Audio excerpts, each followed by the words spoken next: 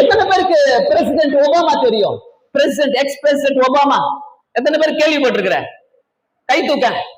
நீ கை தூக்குறனாக்கா நீ பெரிய ஆளுன்னு அர்த்தம். Very good. பிரசிடென்ட் இவருக்கு முன்னாடி ஒருத்தர் இருந்தார், பிரசிடென்ட் ஒபாமான்னு ஒருத்தர் இருந்தாரு. அவர்லாம் பாத்தீங்கன்னாக்கா பயங்கரமா பேச்சாளர். அந்த நேரத்துல அவரு 2008 பாத்தீங்கன்னாக்கா அவர் பிரசிடென்ட் ஆகிறதுக்கு முன்னாடி ஒரு பெரிய மீட்டிங் நடத்துறாரு. அந்த மீட்டிங்ல நான் முன்னாடி உட்கார்ந்துட்டு இருக்கிறேன்.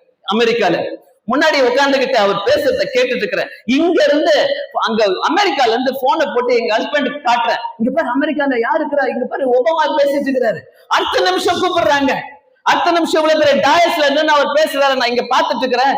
என்ன கூப்பிடுறாங்க. Reverend Mini Sara from Asia please come on the stage அப்படின்றாங்க. ஓ மை காட் அப்படின்னு போய் நின்னா அவர் பக்கத்துல நிக்கிறேன், ஒபாமா பக்கத்துல நிக்கிறேன், பிரசிடென்ட் ஒபாமா பக்கத்துல நின்னு அடுத்தது நான் கிரீட்டிங் சொல்லி இருக்கிறேன். நான் அங்க பேசிட்டு இருக்கிறேன். எனக்கு என்ன நினைச்சு பாக்குறேன், நீ எழுந்திரிச்ச பத்திய லாஸ்ட் ரேங்க், நீ எழுந்திரிச்ச பத்திய மிடில் ரேங்க், கவலைப்படாத. ஃபர்ஸ்ட் ரேங்க் நீ எழுந்திரிச்ச பத்தியா?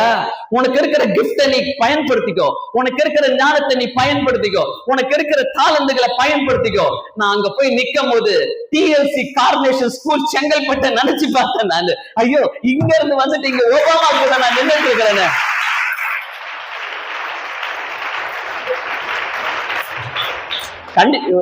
கை தட்டினா ரொம்ப நேரம் ஆயிடுது. அப்படி ஒன்னு தட்டினா போதும், அப்படி தட்டலன்னா கூட பரவாயில்ல.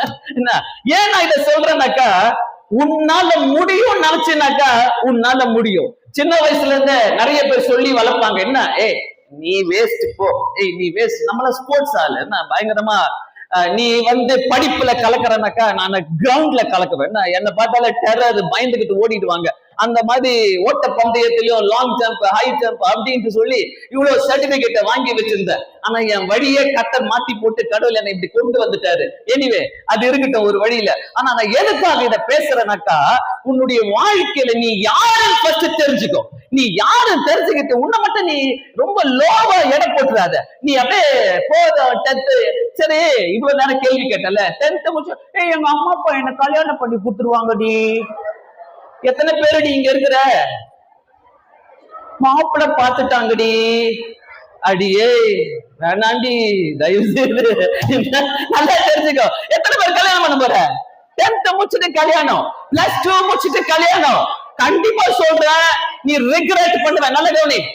இதுக்குதான் நான் மைக்க நான் அங்க போய் உங்க பக்கத்துல எல்லாம் வந்துடலான்னு பார்த்தேன். இந்த மைக்கு பத்தாது போல. என்ன நல்ல வேலை இருக்கட்டும். நல்லா கவனிச்சுக்கோ. இங்க பாரு, அந்த 10th முடிச்சுட்டு கல்யாணம், 12th முடிச்சுட்டு கல்யாணம்